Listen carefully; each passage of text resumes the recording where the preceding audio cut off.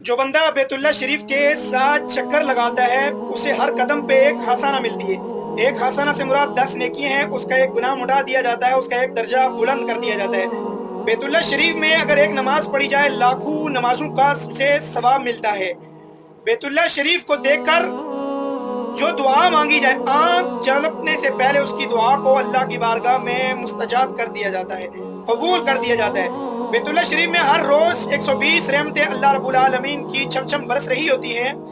60 रहमतें तवाफ करने वालों के लिए और 40 रहमतें वहाँ नमाज पढ़ने वालों के लिए और 20 रहमतें वहाँ जो अल्लाह रब्बुल आलमीन के घर की ज़ियारत करते हैं उन लोगों के लिए।